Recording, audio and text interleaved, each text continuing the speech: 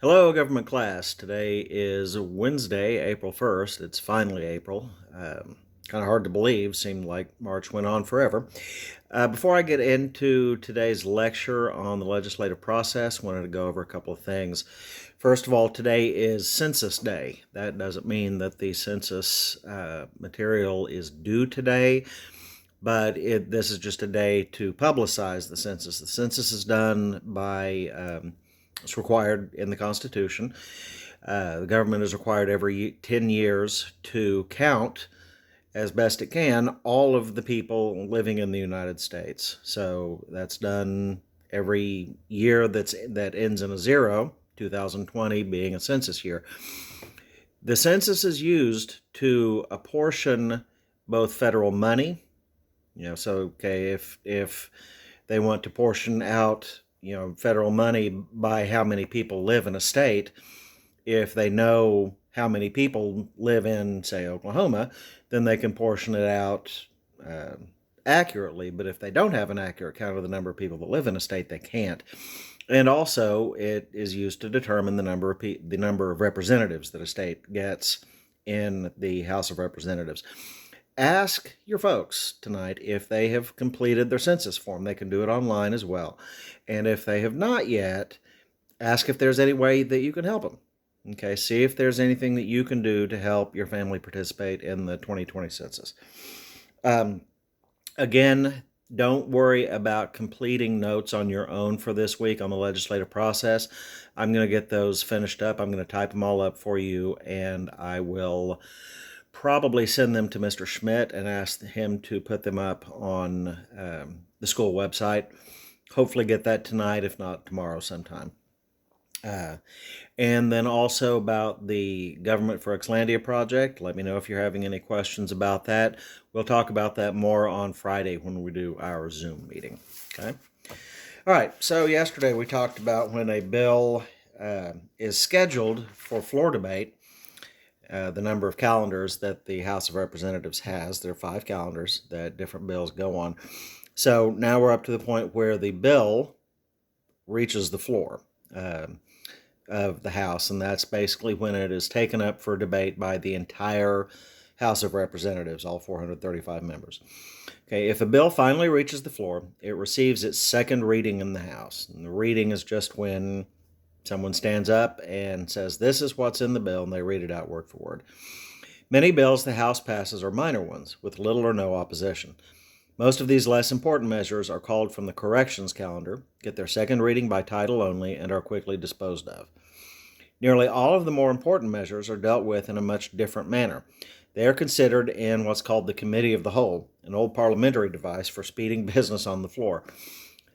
Okay, so we know that committees, if you take, say, an entire school faculty, okay, all the teachers in a school, they might form a committee with just a few members of that school staff to discuss a particular topic, to work on a particular topic, like students turning in work or something like that.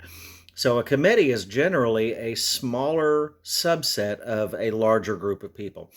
The Committee of the Whole in the House of Representatives is an exception to that. The Committee of the Whole is literally the House of Representatives in its entirety deciding to call itself as a whole a committee. So it's all the members of the House. It's not a smaller subset. It's all 435 members of the House, but basically deciding that they are going to sit as a committee so that they can work under committee rules and not under general House rules. The Committee of the Whole includes all of the members of the House sitting as one large committee of the House, not as the House itself.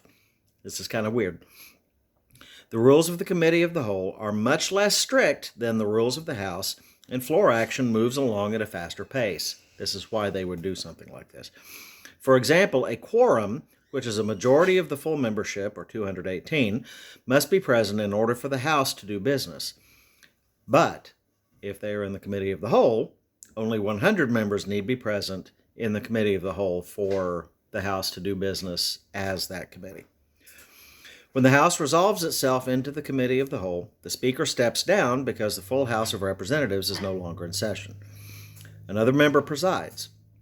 General debate begins, and the bill receives its second reading, section by section. As each section is read, amendments may be offered. Under the 5-minute rule, supporters and opponents of each amendment have just that many minutes to make their cases. Votes are taken on each section and its amendment as the reading proceeds. When the bill has been gone through, and many run to dozens and sometimes hundreds of pages, the committee of the whole has completed its work. It then rises, that is, dissolves itself. Presto! The House is now back in session. The Speaker resumes the chair, and the House formally adopts the committee's work. This is all kind of a big legislative trick, but they've done it for generations. It's just a way basically to work under easier, speedier rules than they would have to if they're sitting as the whole House instead of as this committee of all the members of the House. Okay, on debate, its large size, remember the House has 435 members, its large size has long since forced the House to impose severe limits on floor debate. A rule first adopted in 1842 forbids any member from holding the floor for more than 1 hour without unanimous consent to speak for a longer time. Unanimous consent is just when the entire House agrees to let this member keep holding the floor. Since 1880, the Speaker has had the power to force any member who strays from the subject at hand to give up the floor. The majority and minority floor leaders generally decide in advance how they will split the time to be spent on a bill. But at any time, any member may, quote-unquote, move the previous question. That is, any member can demand a vote on the issue before the House. If that motion is adopted, debate ends. An up or down vote must be taken. This device is the only motion that can be used in the House to close or end debate, but it can be a very effective one. Okay, finally, we get around to voting. A bill may be the subject of several votes on the floor. If amendments are offered, as they frequently are, members must vote on each of them. Then, too, a number of procedural motions may be offered, for example, one to table the bill, in other words, lay it aside, another for the previous question, and so on. The members must vote on each of these motions. These several other votes are very often a better guide to a bill's friends and foes than is the final vote itself. Sometimes a member votes for a bill that is now certain to pass, even though he or she had supported amendments to it that, had they been adopted, would have in fact defeated the measure. Okay. Sometimes these are called poison pill amendments.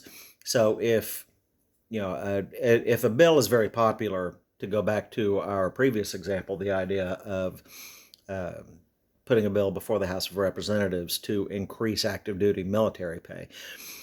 If for some reason a member of the House did not want to see this bill pass, but for political reasons doesn't want to be seen as voting against it, because to be seen as voting against higher pay for your military members is not a good political stance, they might offer an amendment to it that would, if it were passed, make the bill unpalatable to a majority of the people in the House.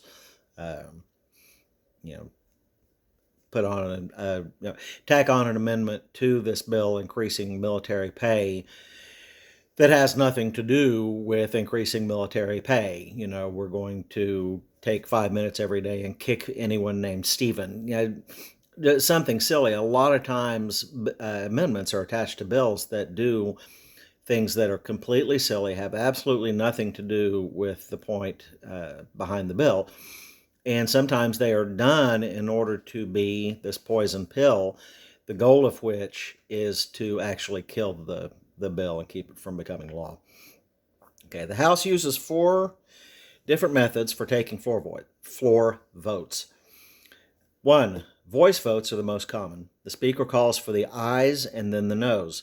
The members answer in chorus, and the Speaker announces the result. You may remember some of this from watching the impeachment hearings back in February. 2, if any member thinks the Speaker has erred in judging a voice vote, he or she may demand a standing vote, also known as a division of the House. All in favor and then all opposed stand and are counted by the clerk. 3, third way of voting, 1/5 of the quorum, or 44 members of the House or 20 in the Committee of the Whole, can demand a teller vote. When this happens, the Speaker names one teller from each party. The members pass between the tellers and are counted for and against. Teller votes are rare today. The practice has been replaced by electronic voting. And 4, a roll call vote, also known as a record vote, may be demanded by 1/5 of the members present. In 1973, the House installed a computerized voting system for all quorum calls and record votes to replace the roll call by the clerk. Members now vote at any of the 48 stations on the floor by inserting a personalized plastic card in a box and then pushing one of 3 buttons, yay, nay, or present. The present button is most often used for a quorum call, a check to make sure that a quorum of the members is in fact present. Otherwise, it is used when a member does not wish to vote on a question but still wants to be recorded as present. There again, a lot of times, if the vote is one that a member of the House doesn't want to actually have to take for political reasons, because they're going to make someone mad no matter how they vote on it, they can still vote present on it, and it doesn't go toward approving or not approving the bill into law. It's kind of a chicken way of saying, yeah, I'm here, I recognize we're voting on this, but I'm not going to say whether or not I approve of it. It's kind of like if you're charged of a crime. You can plead innocent, you can plead guilty, or you can also plead what's called nolo contendere, which is a way of basically saying, I'm not going to answer.